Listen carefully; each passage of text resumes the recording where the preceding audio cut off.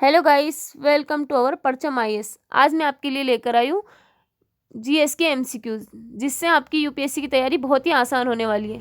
जिसका हमारा first question क्या है, निम्नलिखित में से कौन सा वर्ष 2024 में शास्त्रीय भाषा के लिए संशोधित मानदंड नहीं है। नहीं में बताना है आपको। तो हमारा जो फर्स्ट ऑप्शन है वो क्या है, इसके प्रारंभिक ग्रंथों या अभिलिखित इतिहास की प्राचीनता लगभग 1500 से 2000 वर्ष पुरानी है। बी वाला ऑप्शन है प्राचीन साहित्य ग्रंथों का एक संग्रह है जिसे पीढ़ी दर पीढ़ी बोलने वाले द्वारा सांस्कृतिक विरासत के रूप में संजोया गया है। तीसरा है साहित्यिक परंपरा स्वायत्ता और अद्वितीय होनी चाहिए, ना कि किसी अन्य भाषा समुदाय से अपनाई गई। जो हमारा डी वाला ऑप्शन है वो क्या है, शास्त्रीय भाषाएं और साहित्य अपने मूल स्वरूप से भिन्न हो सकते हैं या अप। तो आपको इसमें से बताना है कौन सा वाला सही है। तो इसमें जो हमारा ऑप्शन नंबर जो सही होगा वो क्या होगा, ऑप्शन नंबर सी। जो ऑप्शन नंबर सी है वो मानदंड में नहीं है शास्त्रीय भाषा के। ठीक है। जो वर्ष 2024 में जो शास्त्रीय भाषा का दर्जा प्रदान करने वाले जो मानदंड है उसमें क्या दे रखा है कि जो अकादमी उसने क्या कर रखा है, एलआईसी की सिफारिशों के आधार पर भाषाओं की समीक्षा की प्रक्रिया शामिल की गई है। जो नवंबर 2005 से मानदंड निम्नानुसार थे। इसके प्रारंभिक ग्रंथों या अभिलिखित इतिहास की प्राचीनता लगभग 1500 से कितने 2000 वर्ष पुरानी है। प्राचीन साहित्य ग्रंथ एक संग्रह है जिसे पीढ़ी दर पीढ़ी बोलने वालों द्वारा सांस्कृतिक विरासत के रूप में संजोया गया है। साहित्यिक परंपरा जो स्वायत्ता और अद्वितीय होनी चाहिए, ना कि किसी अन्य भाषा समुदाय से अपनाएगी। तो ये जो हमारा सी वाला जो विकल्प है ये है सही है, क्योंकि इसमें हमारी जो पहले था ऐसा कि जो साहित्यिक परंपरा जो थी वह क्या होती थी, स्वायत्ता होती थी और अद्वितीय होनी चाहिए, न किसी समुदाय से। लेकिन अब ऐसा नहीं है, अब ये हम किसी भी समुदाय से ले सकते हैं इसको। ठीक है। तो इसलिए हमारा जो इसका सी वाला ऑप्शन होगा वो सही होगा। शास्त्रीय भाषा और साहित्यिक आधुनिक भाषा से भिन्न होने के कारण शास्त्रीय भाषा तथा उसके बाद के रूपों या उसकी शाखाओं के बीच एक विसंगति भी हो सकती है। और जो है वर्ष 2024 में मानदंड निम्न अनुसार संशोधित किए गए। इसके प्रारंभिक ग्रंथों या अभिलिखित इतिहास की प्राचीनता लगभग कितने 1500 से 2000 वर्ष पुरानी है। ठीक है। इसे ज्ञान ग्रंथ, विशेषज्ञ ग्रंथ के अतिरिक्त काव्य, पुरालेखिक और अभिलेखिक साक्ष्य भी कहा जाता है। शास्त्रीय भाषा और उनका साहित्य अपने आधुनिक स्वरूपों और उनके विकसित शाखाओं के बाद के रूपों से भिन्न हो सकते हैं। जो 2024 में भाषा विशेषज्ञ समिति ने संशोधित मानदंडों के आधार पर मराठी, पाली, प्राकृत, असमिया और बंगाली भाषाओं को शास्त्रीय भाषा का दर्जा देने में विचार करने की सिफारिश की। इससे पूर्व जो 6 भारतीय भाषाएं थी, कौन कौन सी थी, संस्कृत, तमिल, तेलुगु, कन्नड़, मलयालम और उड़िया और शास्त्रीय भाषा का दर्जा इन्हें दिया गया था। ठीक है। अब हमारा क्वेश्चन नंबर 2, भारत की प्राचीन लिपियों के संबंध में निम्नलिखित कथनों पर विचार कीजिए। हमें यहाँ पर बताना है कि जो हमारी भारत की जो प्राचीन लिपियां थी वो कौन कौन सी थी, उनका यहाँ पर संबंध बताना है, इसमें से कितने सत्य हैं।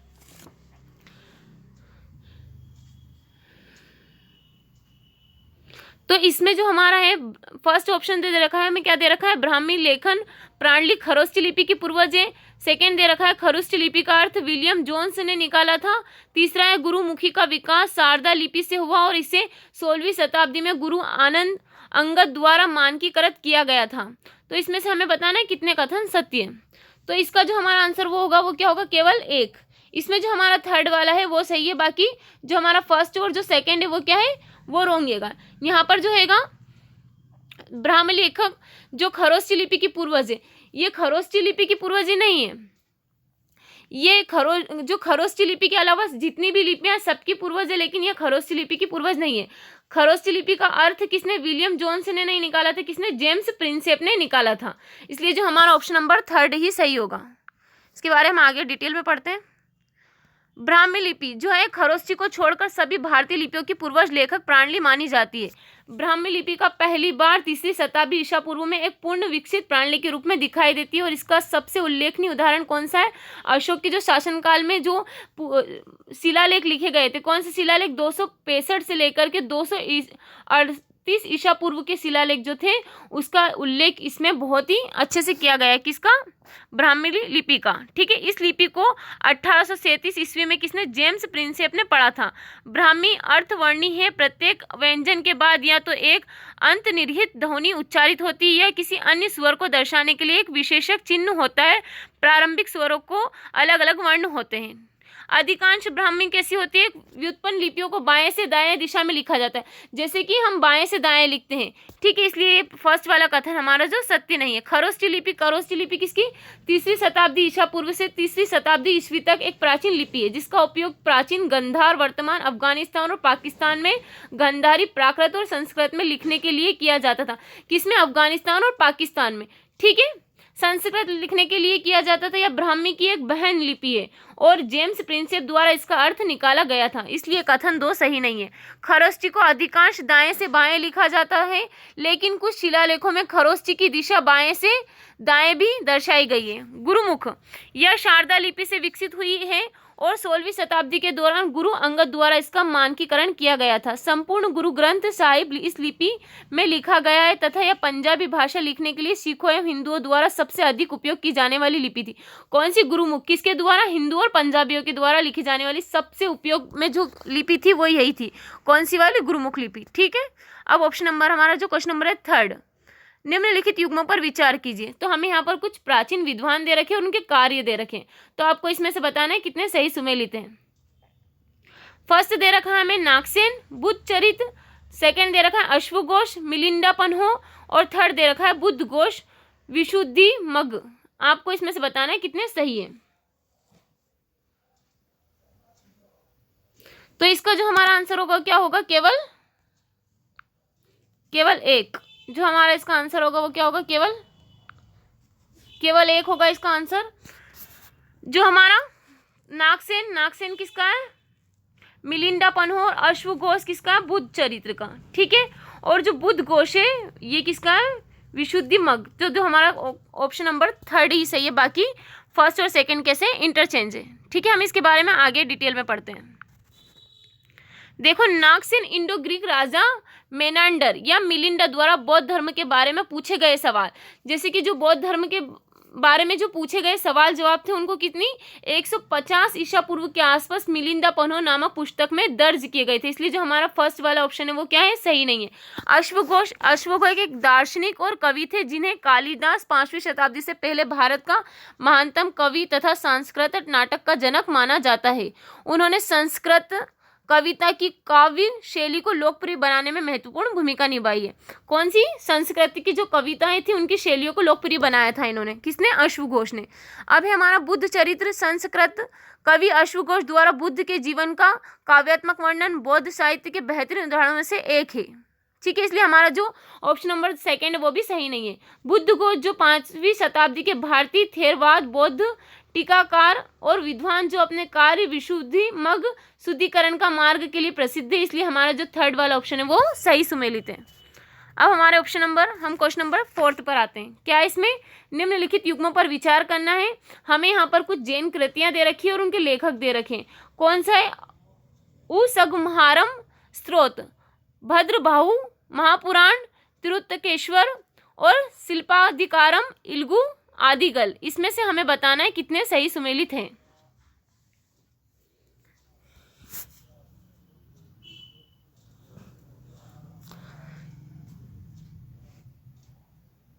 तो इसका जो हमारा आंसर होगा वो क्या होगा, केवल 2। इसमें से जो हमारा दे रखा है फर्स्ट उसगहारम स्त्रोत भद्रबाहु ये सही है, शिल्पाधिकारम इल्गो आदिगल। लेकिन जो हमारा महापुराण है, महापुराण किसने लिखा था, तिरुत्केश्वर ने नहीं लिखा था, किसने लिखा था, जिनसेन ने लिखा था, इसलिए जो हमारा 2nd वाला ऑप्शन होगा वो सही नहीं होगा। इसमें से केवल कितने 2 सही है। इसके बारे में हम आगे डिटेल में पढ़ते हैं। भद्रबाहु 3री शताब्दी ईसा पूर्व सबसे जो महान जैन वृक्षों में से एक थे। चंद्रगुप्त मौर्य के गुरु थे। उन्होंने पवित्र उसगमहारम स्त्रोत, कल्पसूत्र और जैन तीर्थकारों की जीवनी लिखी है। वे दिगंबर संप्रदाय के अग्रणी थे। कौन, भद्रबाहु, ठीक है। आचार्य कुंद के समयसार और निम्न अनुसार में जैन दर्शन की चर्चा है, ठीक है। कौन से वाले में, आचार्य कुंद के समयसार में, है ना, ठीक है। सामंत भद्र की रतन करंडा शार्वकाचार एक जैन ग्रस्त का जीवन और आत्ममीमांसा 2री शताब्दी ईस्वी के आसपास लिखी गई थी। जिनसेन 8वीं-9वीं शताब्दी के एक महान दिगंबर भिक्षु थे। उन्होंने महापुराण और आदि पुराण की रचना की। वे एक अन्य प्रसिद्ध जैन भिक्षु वीरसेन के शिष्य थे। किसके शिष्य थे? वीरसेन के। कौन? जिनसेन। ठीक है। तिरुत्केश्वर का शिव का चितामणि भी तमिल साहित्य के महाकाव्यों में से एक है। इलांगो आडिगाल का शिल्पाधिकारम, जिसे दूसरी शताब्दी ईसा पूर्व में लिखा गया था, तमिल साहित्य का सबसे महान महाकाव्य माना जाता है। एक नैतिक प्रवचन है। यह कनंगी के इर्द गिर्द घूमता है, जिसने पांडियान राजवंश के दरबार में न्याय की विफलता के कारण अपने पति को खो दिया था और उसके राज्य से अपना बदला लेती है। जो थर्ड वाला हमारा ऑप्शन वो सही है, क्योंकि यहाँ पर बताया गया है कि एक जो पंडियान थी वो उसके अपने जो राजवंश में उसके पति को खो दिया था उसने, तो उसका बदला लेती किसमें? राज दरबार में। ठीक है। अब हमारा क्वेश्चन नंबर है 5th। निम्नलिखित युग्मों पर विचार कीजिए। यहाँ पर हमें कुछ प्राचीन साहित्य दे रखे हैं और कुछ लेखक दे रखे हैं, तो हमें इसमें से बताना है कितने सही सुमेलित हैं। तो हमारा पहला क्या आएगा? मुद्रा राक्षक, शूद्रक, मृच्छकटिका, विशाखादत्त, मालविकाग्निमित्रम, भास। आपको इसमें से बताना है कितने सही सुमेलित है। तो इसका आंसर जो हमारा क्या होगा? Option number D. इसमें से हमारा कोई भी सही नहीं है। ठीक है। जो हमारा फर्स्ट है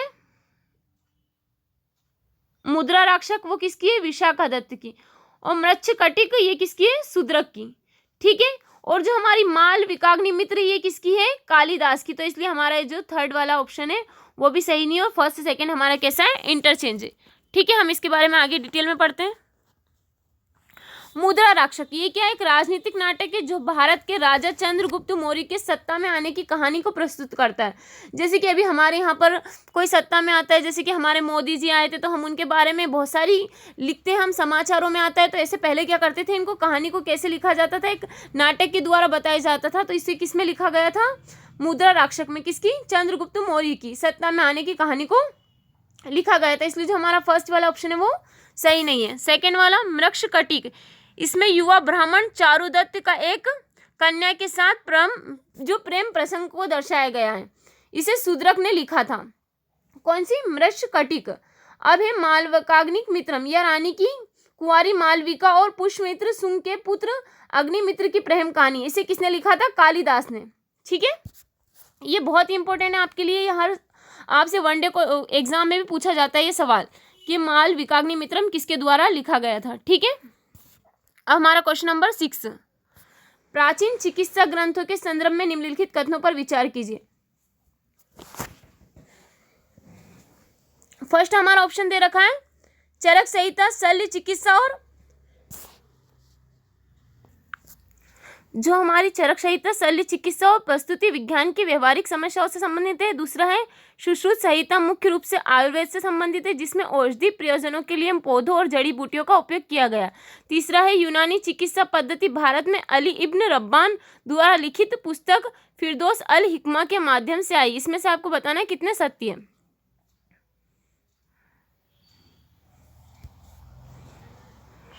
तो इसमें जो हमारा आंसर होगा वो कौन सा होगा? केवल एक। जो हमारा थर्ड वाला ऑप्शन है वो सही है।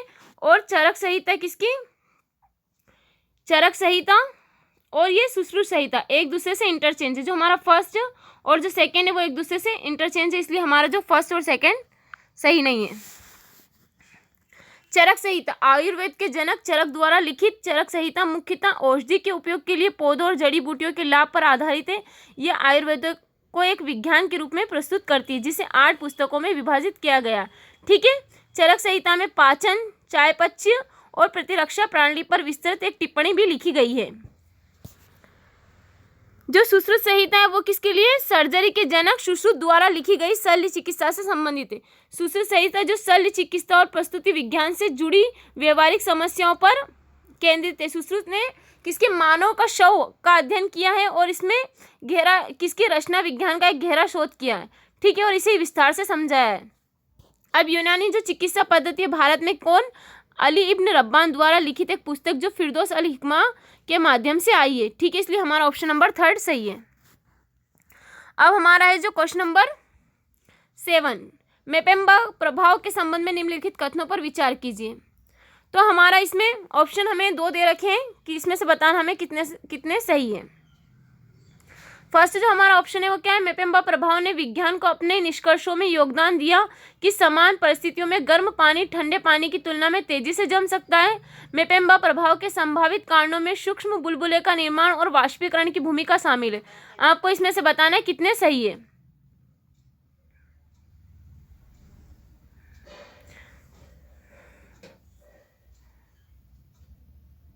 तो इसका जो हमारा ऑप्शन नंबर होगा वो क्या होगा, सी। इसमें दोनों ही सही है। जो मेपेम्बा प्रभाव है इसमें क्या होता है, जो ठंडा पानी जो रहता है ना वो गर्म पानी की तुलना में क्या होता है, जल्दी जम जाता है। ठीक है, और ये क्या होता है, सूक्ष्म बुलबुले का निर्माण करता है और वाष्पीकरण की भूमिका जो है इसमें शामिल है। किसमें, मेपेम्बा में। ठीक है, इसके बारे में हम आगे डिटेल में पढ़ते हैं।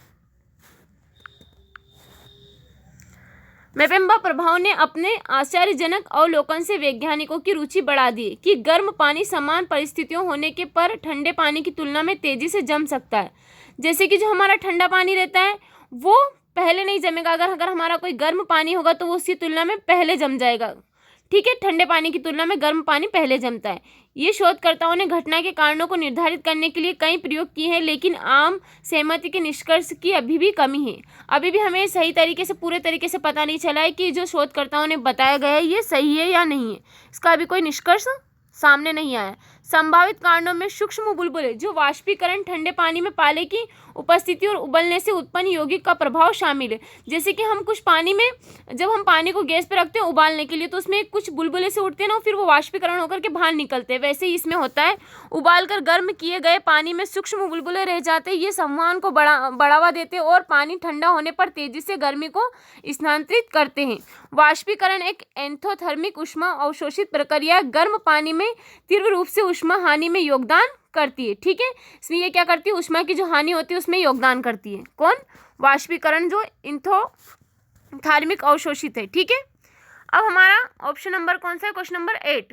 निम्नलिखित देशों पर विचार कीजिए, इसमें से हमें बताना है कितने जो देश हैं विक्टोरिया झील की तट रेखा साझा करते हैं।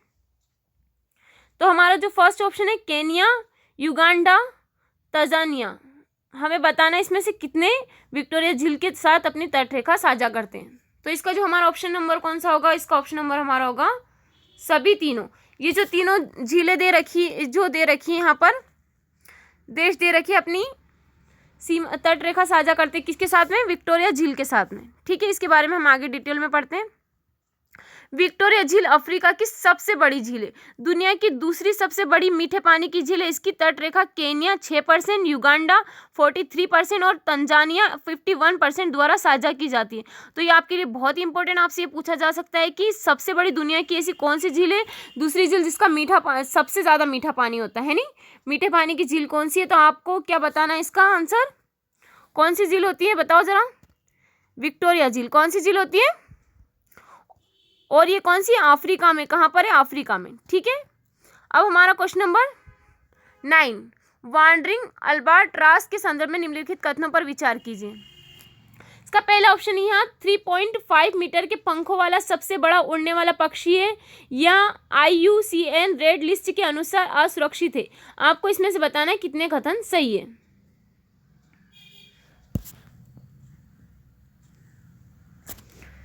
तो इसका जो हमारा ऑप्शन होगा क्या होगा, वो ऑप्शन नंबर सी। इसमें पहला और दूसरा दोनों ही सही है। ठीक है, wandering albatross Diomedea exulans. Wandering albatross 3.5 metre के पंखों वाला सबसे बड़ा उड़ने वाला पक्षी होता है। ठीक है, यह अपने 60 वर्ष के जीवन काल का अधिकांश समय कहाँ पर, समुद्र में बिताता है। कौन सा, वांडरिंग अल्बाट्रॉस। मुख्य रूप से दक्षिणी महासागर और आसपास के द्वीपों में पाया जाता है, जिसमें मेरियन तथा प्रिंस एडवर्ड्स द्वीप समूह दुनिया की आधी प्रजनन आबादी का समर्थन करते हैं। ठीक है, यह यौन परिपक्वता तक पहुंचने के लिए लगभग हर 2 साल में भूमि पर प्रजनन करता है। IUCN की रेड लिस्ट के अनुसार यह सुभेद है और मछली पकड़ने वाले ट्रॉलरों से मछली पकड़ने, प्रदूषण एवं जलवायु परिवर्तन जैसे खतरों का सामना कर रहा है। ठीक है, तो इसलिए हमारा जो ऑप्शन नंबर 2 भी सही है। अब हमारा क्वेश्चन नंबर 10, संयुक्त बल अभ्यास डेजर्ट नाइट में कौन से 3 देश भाग लेते हैं। फर्स्ट है भारत, फ्रांस और संयुक्त अरब अमीरात। सेकंड है भारत, रूस और चीन। थर्ड है भारत, संयुक्त राज्य अमेरिका और सऊदी अरब, और फोर्थ है भारत, जापान और दक्षिणी कोरिया। आपको इसमें से बताना है कौन सा सही है। डेजर्ट नाइट में कौन से 3 देश है जो भाग लेते हैं, तो इसका हमारा जो ऑप्शन होगा वो क्या होगा, option number A, Bharat, France और संयुक्त अरब अमीरात। ठीक है, इसके बारे में आगे डिटेल में पढ़ते हैं। हाल ही में भारतीय वायुसेना आईएएफ ने फ्रांसीसी वायु और अंतरिक्ष बल एफएएफ तथा संयुक्त अरब अमीरात यूएई वायुसेना के साथ अभ्यास डेजर्ट नाइट में सहयोगात्मक हवाई संचालन का प्रदर्शन किया है। यह राजनयिक संबंधों को मजबूत किया है। अभ्यास डेजर्ट नाइट भारत, फ्रांस और संयुक्त जो यूएई है के बीच में एक संयुक्त सैन्य अभ्यास है। यह अभ्यास अरब सागर के ऊपर हुआ, जिसमें भारतीय वायुसेना भारत में अपने अड्डे से संचालन कर रही थी। इस अभ्यास का उद्देश्य तीनों वायुसेनाओं के बीच सहयोग और अंतर संचालनी में सुधार करना था। इसलिए जो हमारा ऑप्शन नंबर ए होगा वो सही होगा। Okay, thank you so much. अगर आपको हमारा ये सेशन अच्छा लगा है तो आगे की अपडेट के लिए आप हमारे चैनल को सब्सक्राइब करें और बेल आइकन को दबाना ना भूलें। ठीक है, मिलते हैं हम आपसे आगे की वीडियो में।